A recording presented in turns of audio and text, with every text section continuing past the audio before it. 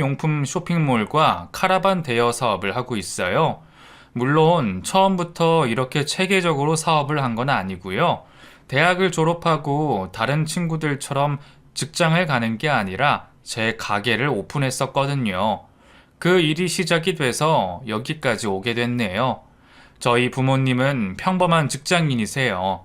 맞벌이 부부셔서 외동이었던 저는 혼자 시간을 보내는 일이 많았고, 그나마 용돈이 넉넉해서 어릴 때부터 좋아한 소품들을 모으는 게 취미였죠. 하나하나 마음에 드는 걸 사다 보니 저희 집 인테리어는 제가 맡아서 할 정도로 집 꾸미는 게 재밌었어요. 계절이 바뀔 때마다 집안 소품들은 달라졌고, 덕분에 일에 찌들어 늘 피곤한 엄마는 저에게 많이 고마워하셨어요. 와, 오늘 우리 집 컨셉은 노란색이네? 응, 봄이라서 노란색으로 꾸몄어. 이뻐? 아이고, 우리 딸이 엄마보다 낫다. 이렇게 환하게 해놓으니까 엄마 기분이 너무 좋은데? 정말? 엄마, 이거 봐봐. 이거 라탄 수납장인데 진짜 이쁘지 않아? 이거 거실에 놓으면 분위기가 더 살 것 같지? 그래, 그래. 이거는 엄마가 살게. 작은 소품들은 부모님께 받은 용돈으로 살 수 있었지만 가구나 비싼 소품들은 부모님께 비벼서 샀어요. 한창 공부해야 할 학생이 공부는 뒷전이고 늘 인테리어 잡지나 사이트를 뒤지는 게 마음에 안 드셨을 수도 있지만 부모님은 저에게 한 번도 잔소리를 하지 않으셨어요. 고등학교를 졸업하고 대학은 디자인 학과로 진학을 했어요. 취미가 있다 보니 자연스레 관련 학과로 가게 되더라고요. 대학을 다니는 동안 정말 시야가 많이 넓어졌어요. 확실히 고등학생이 경험하는 것과는 차원이 달랐어요. 관심 분야다 보니 학교 다니는 것도 재밌고 공부도 재밌고 그랬던 것 같아요. 정말 걱정 없이 보낸 그런 시절이었죠. 대학 졸업반의 친구들은 다들 직장에 들어가는데 저는 제 가게를 하고 싶은 마음이 들었어요. 물론 직장에 들어가면 마음 편하게 일만 하고 돈을 벌 수도 있었겠지만 왠지 제 일을 하고 싶은 욕구가 크더라고요. 그래서 부모님께 제 의사를 말씀드렸고 원체 어릴 때부터 알아서 혼자 했던지라 별다른 말씀은 않으시더군요. 그래도 엄마가 슬쩍 걱정을 하긴 하셨어요. 일평생 직장 생활만 하셨으니 걱정하시는 건 당연했죠. 다른 친구들처럼 그냥 직장에 들어가는 게 낫지 않겠어? 엄마, 나 못 믿어? 당연히 우리 딸 엄마가 믿지. 그래도 세상이 그렇게 만만한 게 아니잖아. 나도 처음 하는 일이라 말아먹을지도 몰라. 그래도 나 아직 어리니까 한번 해볼래. 그래, 그래. 아빠한테는 엄마가 잘 말할게. 엄마는 늘 제 편을 들어주셨고, 첫 사업 자금도 엄마가 지원을 해주셨어요. 흔쾌히 3천만 원을 주시더라고요. 제가 하고 싶다는 일을 반대하지도 않으시고 선뜻 도와주신 엄마가 얼마나 고마웠는지 모릅니다. 저는 그 돈으로 바로 가게를 구했어요. 월세가 싼 곳을 찾는다고 5평도 안 되는 가게를 구해서 평소 꿈꾸던 스타일로 가게를 꾸몄어요. 조금이라도 싸게 하려고 발품 팔아서 물건들을 사고 가게 인테리어도 제가 할 수 있는 건 다 직접 해서 꾸몄어요. 정말 젊은 날의 제 열정이 고스란히 들어간 그런 가게였죠. 취미 생활로 해왔던 인테리어였지만 수년간 계속 관심 있게 알아왔던 일이라 그런지 가게 안의 물건들은 특이하고 예쁜 것들로 가득 찼어요. 그리고 몇 개월이 지나 그런 제 노력을 알아봐 주신 고객들도 생겼고요. 자연스럽게 단골도 늘고 갈수록 가게를 찾는 고객도 늘었어요. 손님이 계속 느니 얼마나 재미가 나는지 집에서 자는 시간 외엔 계속 가게에 붙어서 일을 해야 할 정도로 바빠졌습니다. 친구들이랑 커피 한잔할 여유도 없더라고요. 그리고 주말에는 부모님도 나오셔서 포장이나 배달을 도와주시고 할 정도로 성업이었죠. 수경아, 가게가 어쩜 이렇게 바쁘니? 그러니까요. 손님들이 우리 집 물건을 이렇게 좋아해 주시네. 우리 수경이 밀어주길 잘했죠, 여보? 그러게, 우리 딸 진짜 잘하는데? 부모님은 제가 생각보다 가게를 잘 운영한다고 엄청 좋아하시더군요. 인테리어 소품 가게라고 하지만 비싼 물건은 몇 개 되지 않았지만 그게 또 손님들에게 부담 없이 구매할 수 있는 조건이 되었던지 물건이 들어오면 팔리기가 바빴어요. 가게가 작아서 재고를 많이 둘 수는 없는지라 손님이 원하는 만큼 팔 수가 없는 게 늘 아쉬웠죠. 어떻게 하면 더 많이 팔 수 있을까 고민을 하는데 친구 하나가 인터넷 쇼핑몰도 운영해 보라고 했고 저는 그걸 진지하게 고민하기 시작했어요. 아무래도 인터넷 쇼핑몰은 상대할 수 있는 고객 수가 많으니 왠지 판매가 더 잘 될 수 있을 것 같더라고요. 다만 인터넷으로 운영해 본 적이 없어서 그게 또 고민이었죠. 결국 저는 기존의 가게에 직원을 구해서 맡기고 인터넷 쇼핑몰을 알아보러 다니게 됐었어요. 처음 하는 일이라 물론 쉽지는 않았지만 못할 정도도 아니었기에 또 밤낮으로 거기에 매달렸고 얼마 지나지 않아 쇼핑몰을 오픈할 수 있었어요. 그러면서 가게를 창고가 딸린 곳으로 이전을 했고 저의 사업은 점점 크기를 부풀려 가기 시작했습니다. 그러다 우연히 캠핑 용품을 접하게 되었는데 캠핑 붐이 막 일어날 시기였기에 쇼핑몰 아이템 컨셉을 그쪽으로 잡아서 키우기 시작했어요. 애초에 인테리어에 관심이 많았던지라 감성 캠핑 용품 컨셉으로 잡았더니 그야말로 대박이 나기 시작한 겁니다. 제가 하려고 맘먹은 것보다 대박이 터지니 저도 얼떨떨 하더군요. 뭔가 인생에 운이 들어온 건지 남들은 자영업이 정말 힘들다고 하는데 저는 제가 노력만 기울이면 그대로 확장이 되니 저조차도 신기하게 느껴졌어요. 왜 물 들어올 때 노져야 한다는 말이 있잖아요. 그래서 잘 되는 탄력을 받아서 사업에 푹 빠져서 지냈습니다. 캠핑 용품 사이트가 어느 정도 자리 잡고 인테리어 가게는 처분을 했어요. 그리고 카라반 대여 사업까지 확장하게 되었죠. 규모도 점점 커졌고 애초에 혼자 시작한 일이 직원도 10명이나 생겼어요. 제품 사진 촬영과 편집은 외주를 주고 있었기에 용역까지 더하면 직원 수는 10명 이상이었어요. 제 나이 38살에 모두 일군 것들이었죠. 그렇게 뒤도 보지 않고 앞만 보면서 달린 결과 제 명함에는 CEO라는 직함이 찍혔어요. 대신 제 또래 친구들이 다 가진 결혼이나 자식은 없었죠. 문득 조금 허탈하다는 생각이 들었어요. 대학 시절 간간히 만났던 남자들은 있었지만 제대로 연애를 해본 적도 없었고 소개팅을 해준다는 친구들이 있었지만 그것도 하지 않았거든요. 저를 좋다고 접근한 사람들이 있긴 했지만 연애를 돌아볼 정신이 없어서 다 떠나보내고 나니 38살에 곁에 아무도 없더군요. 부모님도 걱정이 많으셨어요. 수경아, 엄마가 선짜리 한번 만들어 볼까? 그래, 바쁜 사람들은 그렇게라도 해서 인연을 만나는 거야. 두 분은 어떻게든 사람을 만날 기회를 가져야 한다고 계속 말씀하셨지만 글쎄요, 웬 똥꼬집인지 저는 그렇게 만나는 게 썩 내키지가 않았습니다. 그런데 사람이 인연이란 게 있는 건지 정말 우연한 기회에 지금의 남편을 만나게 됐었어요.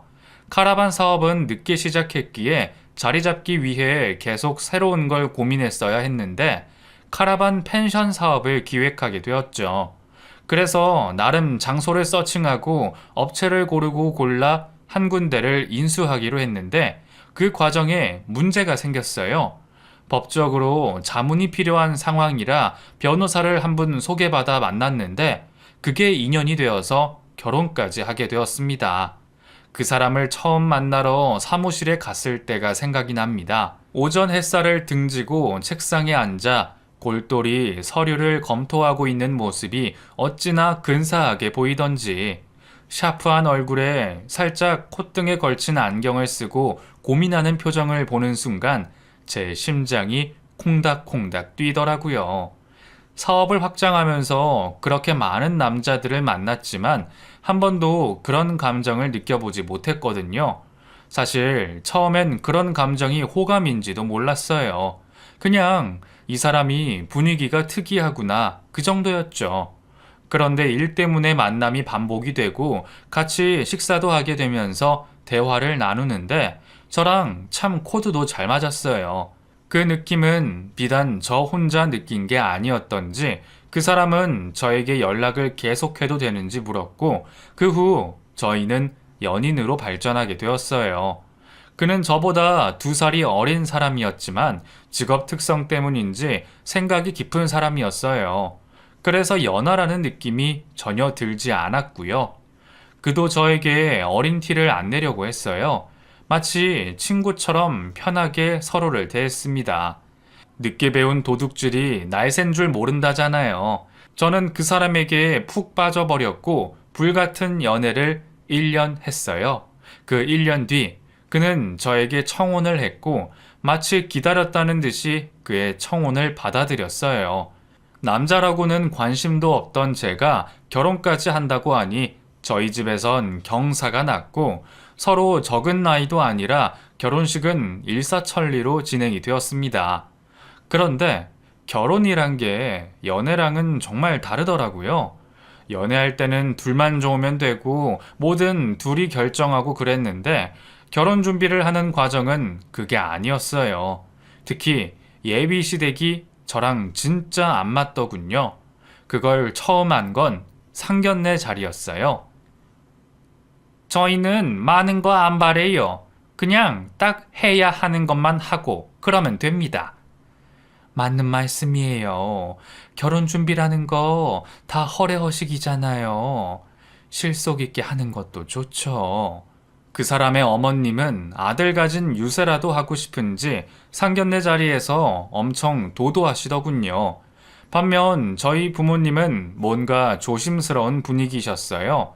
가만히 양가에서 나누는 얘기를 듣고만 있는데도 뒷목이 뻣뻣해지는 것 같았어요. 아무리 자기 아들이 저보다 어리고 변호사라는 직업을 가지고 있다지만 내가 그렇게 모자란 혼처인가 싶은 물음표가 계속 생겼어요. 아니나 다를까 제 나이를 가지고 뭐라 하시더군요. 우리도 자식이 많은 게 아니라 우리 영훈이랑 막내딸이 전부예요. 그래서 수경이 나이가 좀 신경이 쓰입니다. 엄마, 왜 그러세요? 껄끄러운 얘기를 꺼내는 예비 시어머니를 그 사람이 달래더라고요. 말하기 민감한 얘기일수록 편하게 말을 해야 하는 거야. 너는 내가 뭔 말을 못하게 하니? 맞는 말씀이세요. 그러니 하루라도 빨리 식 올리고 아이를 가지라고 해야죠. 엄마는 기분이 나쁘실 텐데도 차분하게 말씀하셨고 아버지는 별 말씀을 안 하셨어요. 겨우겨우 자리가 끝나고 집에 돌아가는 차에서 아버지가 얼마나 기분이 안 좋으셨는지 말씀하시더라고요. 그 모습을 보는데 괜히 결혼한다고 했나 싶은 생각이 들 정도로 저도 기분이 안 좋았어요. 원래 결혼이란 게 그래. 상견례 자리란 것도 불편하고. 그래도 고서방이 중간에서 잘 조율할 것 같더라. 그러니 너무 마음 상해하지 마. 엄마는 현실적인 조언을 해주셨어요. 제 기분이 어떨지 충분히 아셨기에 그리 말씀해 주신 거죠. 그런데 사람이 육감이란 게 있잖아요. 제 감은 자꾸만 시어머님과 원만한 사이가 되기는 어렵겠다고 했고 그 감은 틀리지가 않았어요. 시어머님과의 트러블은 혼수에서 시작되었어요. 애초에 상견례 자리에서 필요한 것만 하겠다며 얘기를 먼저 꺼내셨으면서 막상 혼수를 할 때는 백화점 명품관에서 물건을 다 사려고 하시더라고요. 어머님, 저는 그런 브랜드 알지도 못해요. 그리고 저희 2사람이 쓸 물건인데 그리 비싼 걸 하지 않아도 돼요. 어머, 어머, 얘 좀 봐. 그건 네 생각이지. 이제 결혼식 올리고 신혼집에 친척들 다 와서 구경하고 갈 건데 그런 듣도 보도 못한 물건들로 채우려고 하니? 우리 영훈이가 산 집이 아깝다 얘. 엄마, 말씀을 왜 그렇게 하세요? 너는 결혼도 전부터 네 엄마 역정을 들어? 어머님과 만나고 오는 날은 꼭 그렇게 감정 소모를 해야 했어요. 저는 기분이 나쁘고 그 사람은 쩔쩔매고 시어머님은 언성이 살짝 높으시고요.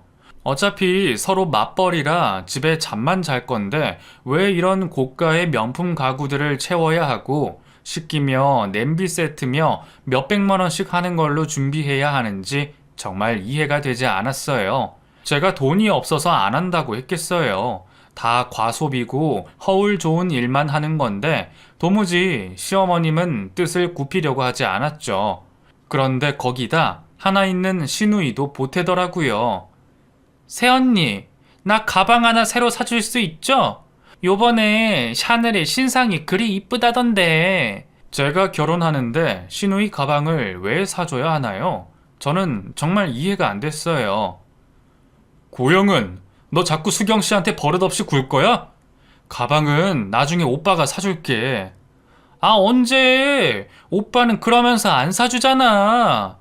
그 사람은 자기보다 8살이나 어린 여동생이 버릇없이 구는 걸 정말 부끄러워했어요. 제가 만난 그 사람은 정말 진중하고 예의 바른 사람인데 그의 어머니와 여동생은 어쩜 그리도 정반대인지 진짜 희한하더군요.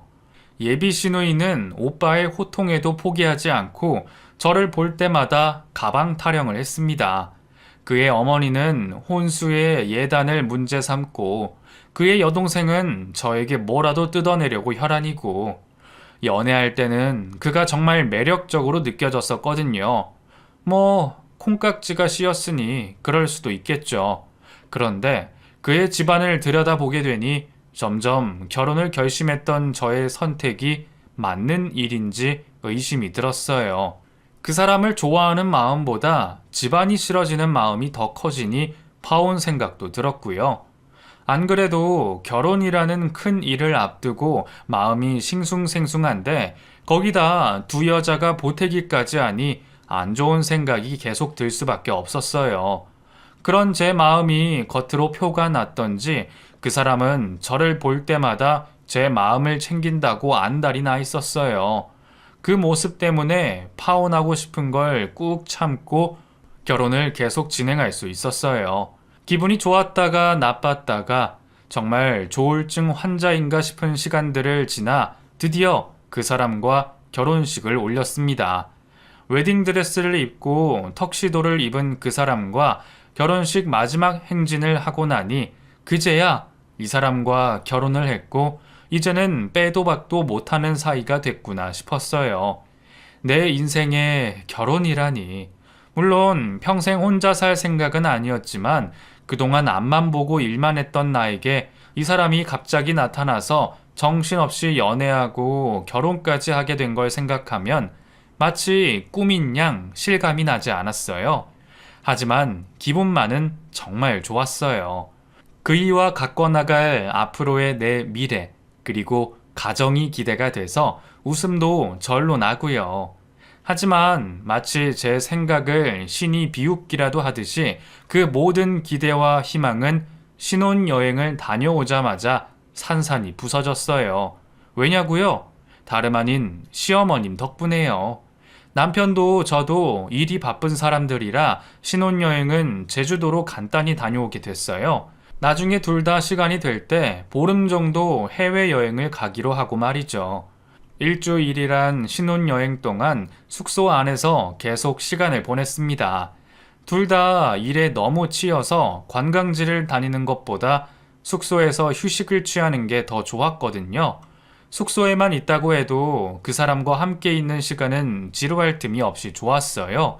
보고 싶은 영화도 몇 편 보고 밤늦게까지 술도 마시고요. 오전 늦도록 늦잠도 자가며 짬짬이 일도 해야 했고요. 그러면서 서로 꾸리고 싶은 가정에 대한 이야기도 진솔하게 나누며 충전의 시간을 가졌죠. 신혼여행에서 돌아와 친정에 갔다가 시댁을 가게 됐는데 시어머님과 신경전은 그날부터 시작이 되었습니다. 전날 저녁 늦게 시댁에 도착한 터라 일찍 잠자리에 들었었어요. 그런데 집이 낯설어서 그런지 잠이 잘 오지 않는 거예요. 그러다 새벽녘에야 잠이 들었고 아침 7시가 조금 넘어 일어났죠. 어머님, 안녕히 주무셨어요? 그래, 일어났니? 저보다 일찍 일어나신 어머님이 거실 소파에 앉아서 책을 보고 계시더라고요. 우리 집 주방은 처음이라 쓰려면 네가 좀 힘들겠다. 그래도 주방이 다 거기서 거기지. 쭉 한번 훑어보고 밥하려무나. 네? 냉장고에 소불고기 재린 거 있으니 그거 굽고, 아, 찌개는 된장찌개가 좋겠다. 우리 영훈이가 제일 좋아하는 거라. 생선도 하나 구울까? 그 냉동실에 소분된 생선 있으니까 그거 구워라. 시어머님은 시댁에서 맞은 첫날부터 저에게 아침상을 차리라고 요구하셨어요. 제가 집에서 살림하던 여자도 아니고 학교 졸업 후부터 계속 일만 하며 살았는데 음식을 할 줄 알겠어요. 갑작스러운 상황을 맞으니 어안이 벙벙하더라고요. 우선 주방에 가서 찬물을 한 잔 마시고 곰곰이 생각했습니다. 이 상황을 어떻게 풀어나가야 하나. 그런데 아무리 생각해봐도 저 혼자 뭘 하는 게 막막하더라고요. 결국 저는 방으로 돌아가 그 사람을 깨웠어요. 영훈 씨, 일어나봐. 지금 밥해야 하는데 나 못하겠어. 남편은 부스스 일어나더니 제 말을 듣고는 자기가 하겠다며 주방으로 갔습니다. 제가 하는 걸 가만히 보시던 시어머님은 저한테 대뜸 뭐라 하시는 거죠. 너는 아침 차리라는데 왜 네 남편을 깨워? 어머님, 제가 그동안 일만 하느라 음식할 줄을 몰라서요. 죄송해요. 뭐? 너는 신부 수업도 안 받고 왔니? 그리고 음식 못한다는 말이 뭐 그리 당당해? 시댁에서 맞는 첫날부터 시어머님과 저는 삐딱선을 타고 말았어요. 그 사이에 남편이 끼어서 조율한다고 아침부터 진땀을 빼고 있었고요. 결국 그날 아침은 시어머님이 아침을 준비하시고 저와 남편이 곁에서 도와서 먹을 수가 있었어요. 아침밥을 먹으면서도 서로 말 한마디 없이 세상 불편하게 먹었고요. 밥이 입으로 들어가는지 코로 들어가는지 모를 정도로 불편했죠. 시어머님은 본인이 아침을 차리라고 시켰는데 남편을 깨운 게 그리도 마음에 안 드셨는지 그날 하루 종일 저한테 한마디도 하지 않으셨어요. 저도 원하지 않는 상황이었기에 난감하기 마찬가지였고요. 결국 그날 밤에 저희는 신혼집으로 돌아왔고 신혼집에서의 첫날 밤도 마음이 무거운 채 지나갔어요. 남편은 계속 저에게 기분을 풀으라고 했고 저는 남편에게 단도직입적으로 말을 했습니다. 나 집에서 살림 안 하는 여자인 거 알지? 대신 내가 잘하는 사업은 정말 열심히 할게. 대신 집안일은 도우미분 쓰고 그래도 되지?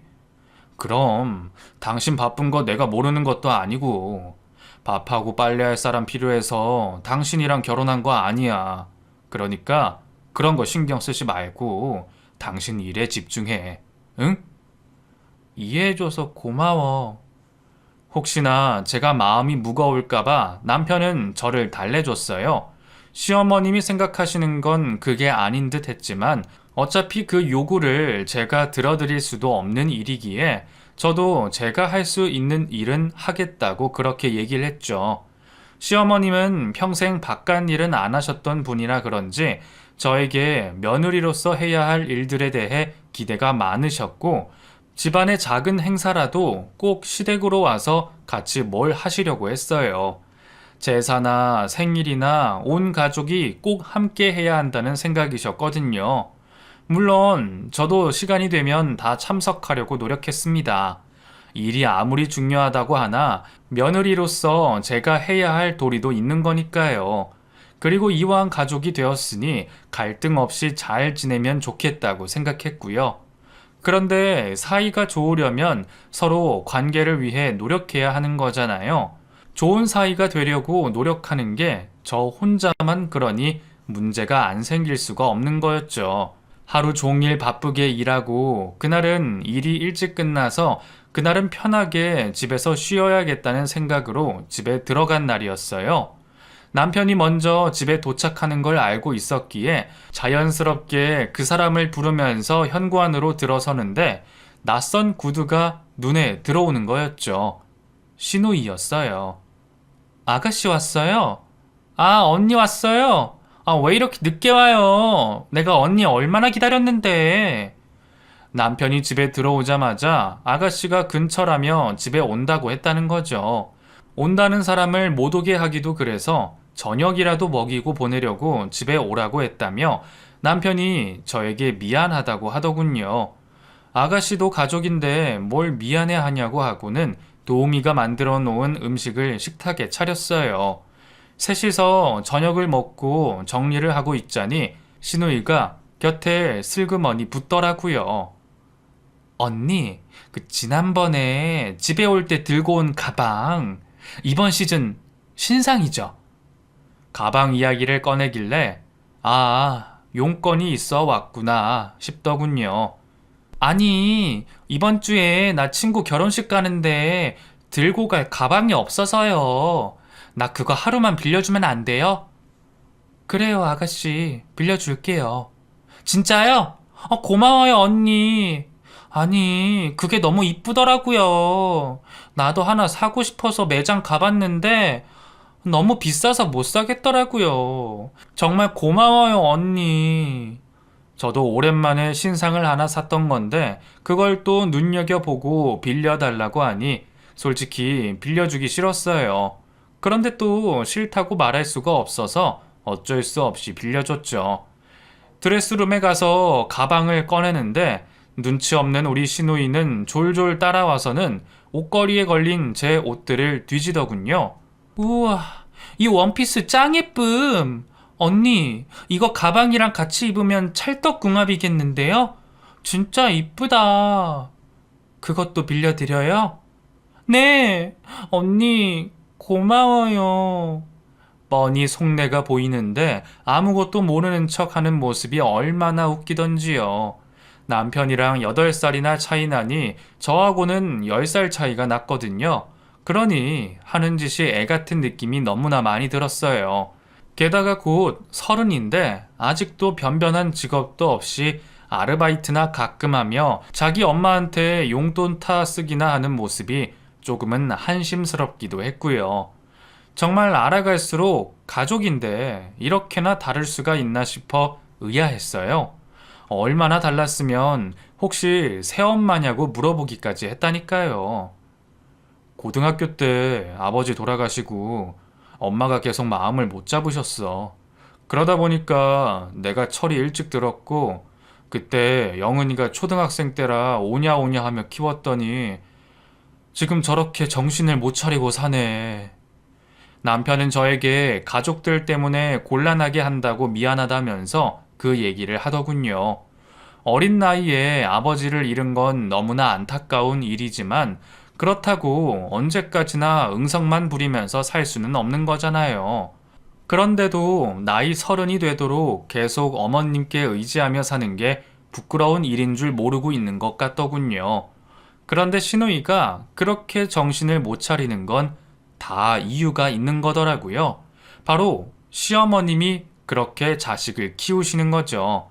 한 번은 점심을 먹고 잠시 쉬고 있는데 어머님께 전화가 왔어요. 네, 어머님, 점심 드셨어요? 그래, 먹었다. 내일 모레 너 시간 있니? 내일 모레요? 그래, 그날 저녁 9시쯤에. 무슨 일이신가 싶어 여쭤보니 그날 계모임이 있다고 하시더군요.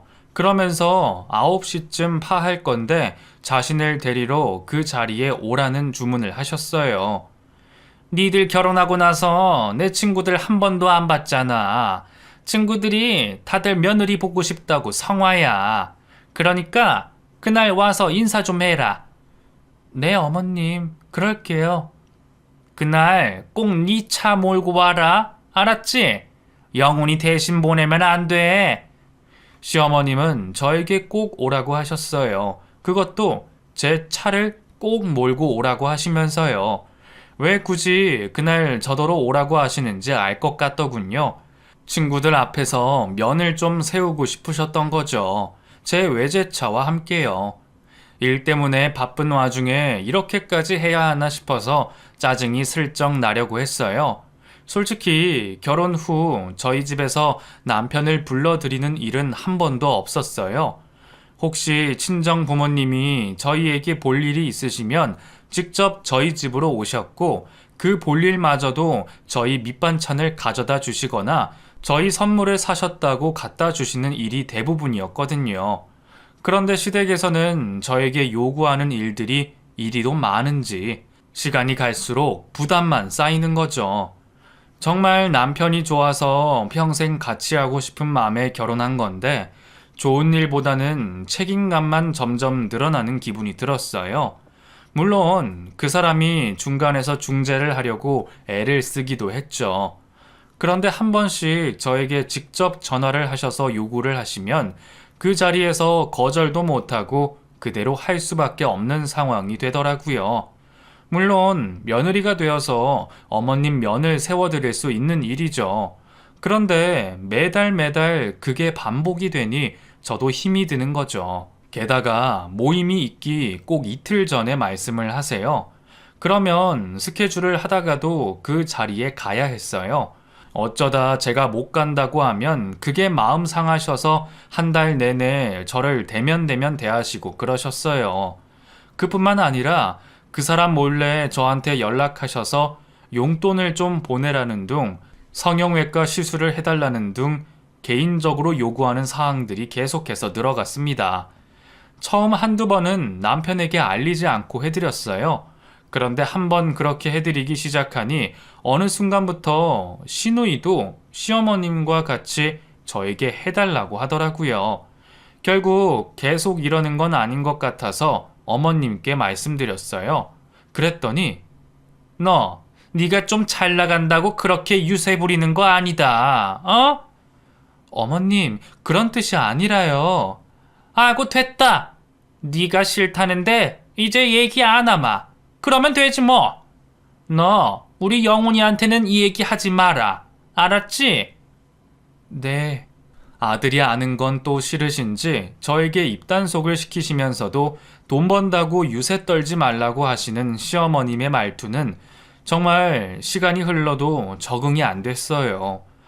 어쩜 사람을 자기 보고 싶은 대로만 보시는지 감정이 상하는 일마다 남편에게 말을 할 수도 없고 결혼 생활이란 게 정말 만만치 않다는 생각만 들었어요. 하루는 시어머님이 회사로 저를 찾아오셨어요. 연락도 없이 갑자기 오신 거라 많이 놀랐죠. 어머님, 회사엔 어쩐 일이세요? 사무실이 꽤 좋구나. 영훈이한테 네가 수완이 좋다는 말만 들었지. 이렇게 회사가 큰지 몰랐네. 아직 안정화가 덜 돼서 많이 미숙해요. 그래? 그래도 사장이라고 명패에 써져 있으니 보기가 좋구나. 시어머님은 사무실을 쭉 돌아보시고는 소파에 앉으셨어요. 세아가, 내가 용건이 좀 있는데. 네, 말씀하세요. 갑작스레 방문하신 거라 용건이 있으실 거라 생각은 하고 있었는데 아니나 다를까 본론을 꺼내셨어요. 우리 영은이 말이야. 신우의 이름이 입에서 나오는 순간 무슨 용건인지 감이 오더군요. 아니나 다를까 회사에 신우이 자리를 하나 만들어 달라는 말씀이셨어요. 어머님, 저희 회사가 규모가 작긴 하지만 그래도 어느 정도 자격을 갖춰야 일을 할 수 있어요. 그래서 너는 우리 영은이가 자격이 안 된다는 말이니? 너 지금 우리 영은이 무시하는 거야? 시어머님은 바로 꼬투리를 잡아서 공격하기 시작하셨어요. 회사에 직원들도 있는데 언성을 높이시려는 낌새를 보고 안 되겠다는 생각이 들었어요. 그래서 자리를 마련하겠다고 하고는 어머님을 돌려보냈어요. 시어머님이 가시고 난 뒤 두통이 찾아왔습니다. 결혼하고 난 다음부터 생긴 증상이었어요. 시달린다는 생각이 자꾸 들어서 스트레스가 이만저만이 아니었지만 시어머님께 자리를 만들겠다고 약속을 했으니 그리 해드렸어요. 그래서 신규로 진행되고 있는 카라반 펜션 사업의 관리직으로 채용을 하기로 했습니다. 기존에 뽑아둔 여직원이 있었기에 보조로 일을 시키면 되겠다고 생각했어요. 경력이 없어서 시키는 건 할 수 있겠지라는 계산으로 그랬던 건데 이게 웬걸요. 신우이는 시키는 일도 못하는 사람이었어요. 신우가 첫 출근하는 날, 그래도 가족이라고 예의상 시간에 맞춰 사무실로 갔습니다. 그랬더니 온 몸에 명품으로 둘러선 어디 시상식장이라도 가는 것처럼 화려하게 꾸미고 나타난 겁니다. 직원들 앞에서 얼마나 민망하던지 인사를 시키고는 제발 별일 없이 잘 적응하기를 바랬어요.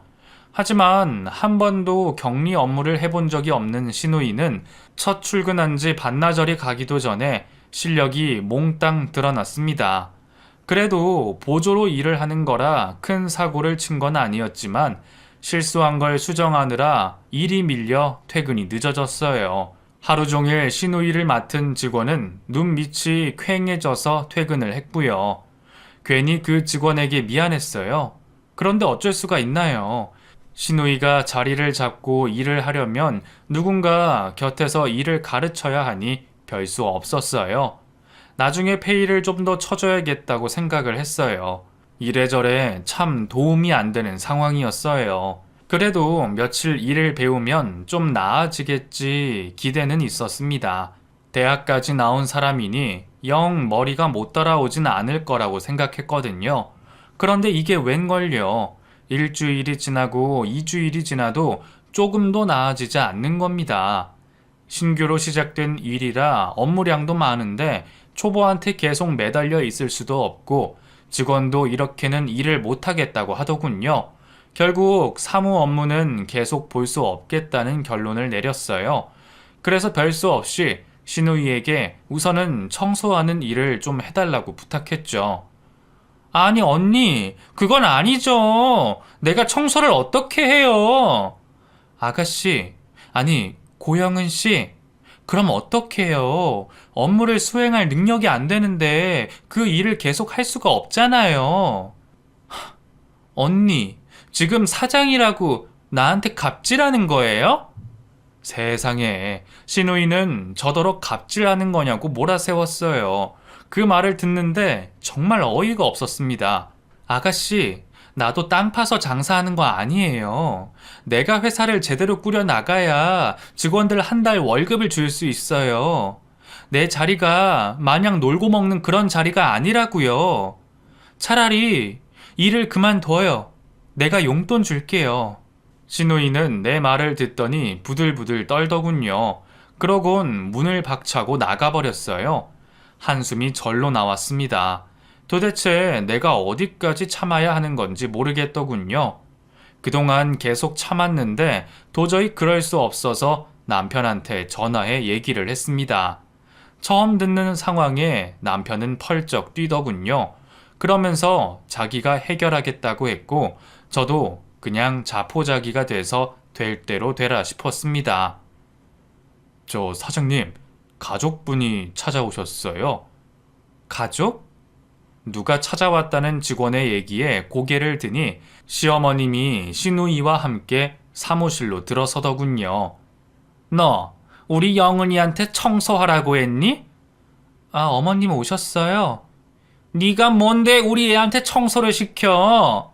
내가 그러라고 여기 일 보낸 줄 알아? 너는 우리 집 며느리가 맞니? 어떻게 하나밖에 없는 신우이한테 청소를 시킬 수가 있어?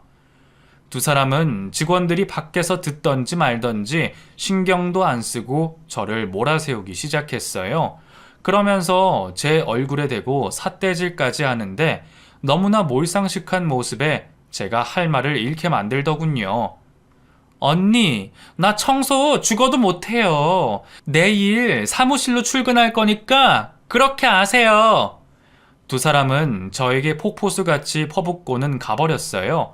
생각지도 못한 상황에 혼이 쏙 빠지는 기분이 들더군요. 잠시 정신을 차리고 나자 가슴 깊은 곳에서 화가 치밀어 올랐어요. 내가 왜 이렇게 당하고만 있어야 하나 억울한 생각도 들고요. 그 길로 퇴근을 해서 남편을 찾아갔습니다. 연락도 없이 나타나 저를 보고 놀란 남편에게 그동안 있었던 일들을 모조리 뱉어냈어요. 내가 왜 이렇게 살아야 하는지 모르겠어. 나 더 이상 당신 식구들 비위 못 맞춰. 그냥 헤어져. 이혼이 제가 생각한 최선이었어요. 정말 더 이상은 아니라는 생각이 너무 강하게 들었거든요. 그랬더니 남편은 이혼이라는 말에 너무나 놀라서 저에게 사과를 하기 시작하더군요.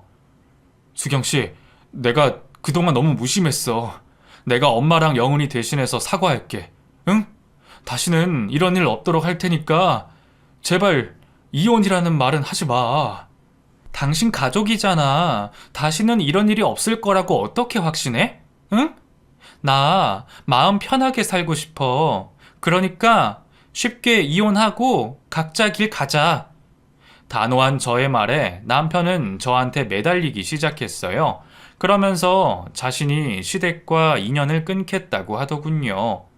앞으로 본가에 안 가도 돼. 우리 인연 끊고 살자. 그러니까 이혼이라는 생각은 하지 마. 응? 본가와 인연을 끊고 살겠다고 얘기하며 저랑은 죽어도 같이 살겠다는 남자를 보며 속만 답답해졌어요. 한숨이 절로 나오고요. 이렇게까지 하는 사람을 모질게 이혼할 수도 없고 참 갑갑했어요. 그 다음날 신우는 또 한껏 치장을 하고 사무실에 나타났습니다. 하지만 이미 책상을 다 빼버렸기에 자기 자리가 없었죠. 그걸 알고는 기분이 상했는지 난동을 부리기 시작하더군요. 저는 바로 경비를 불러서 신우이를 쫓아내버렸고 다시는 찾아오지 말라는 엄포도 놓았어요. 늘 자기가 요구하는 걸 다 들어줬기에 냉정한 제 모습에 신우가 깜짝 놀라더군요. 그러거나 말거나 저는 단호하게 돌아섰고 남편에게 전화를 걸어 상황을 설명해 줬어요. 신우가 난동을 피웠다는 말에 기함을 하더니 곧 다시 전화하겠다는 말을 하고는 끊더군요. 그리고 3시간 뒤 남편이 다시 전화가 왔습니다. 내가 잘 얘기했어. 이제 당신 우리 집에 안 가도 돼. 엄마도 은영이도 당신 찾아가는 일 다시는 없을 거야. 어떻게 했는데? 아들 없는 셈 치라고 했어. 나는 당신하고 살아야 하는데 엄마랑 은영이 때문에 당신 도망가면 책임질 거냐고. 남편은 담담하게 말을 하더군요. 자기 엄마한테 모진 소리를 했으니 마음이 얼마나 안 좋겠나 싶었지만 이제 이런 몰상식한 일은 없을 거라는 생각에 마음 한켠은 조금 안심이 되었어요. 그리고 그 후 정말 남편의 말대로 시누이와 시어머님의 전화가 일절 안 오더군요. 남편이 심하게 말한 건 아닌가 싶어 슬쩍 걱정도 됐는데 알고 봤더니 시댁 생활비를 남편이 모두 전담하고 있더라고요. 경제력이 없는 분이시니 자식된 도리로 생활비를 책임지는 것도 맞는 말이었지만 매달 250만 원씩 드리고 있다는 얘기에 적잖이 놀랐어요. 당신이 줄이라고 하면 그렇게 할게. 아니야. 나도 돈 벌고 있잖아. 당신 마음 편한 대로 해. 그렇게 저희 가정에는 평화가 찾아왔어요. 그리고 마음이 편해지니 임신이 바로 되었고요. 결혼하고 1년이 넘도록 아이가 안 생겨서 걱정을 많이 했는데 다행히 임신이 돼서 얼마나 기뻤는지 모릅니다. 지금은 그 아이가 벌써 3살이 되어서 예쁘게 잘 자라고 있어요. 저도 평생 시댁과 담쌓고 살 생각은 아니에요. 아이가 자라는 모습도 보여드리고 해야지 싶지만 혹시나 마음을 열면 다시 예전으로 돌아갈까봐 걱정이 되기도 하거든요. 그래도 아예 안 보고 사는 건 옳지 않다는 생각을 하고 있기에 언젠가는 찾아뵈려고 해요. 남편이 중간에서 잘 조절하고 있으니 곧 기회가 생기지 않을까 싶습니다. 글을 쓰는 동안 예전 생각을 다시 꺼내니 또 속에 화가 치밀어 오르기도 하지만 그래도 이렇게 사연을 적고 나니 속이 시원한 것도 있어요. 이곳에 쓸 사연이 없으면 잘 사는 거겠지만 또 일이 생기면 이렇게 찾아와 하소연을 할게요. 두서없이 쓴 긴 글이에요. 들어주신 분들 정말 감사합니다.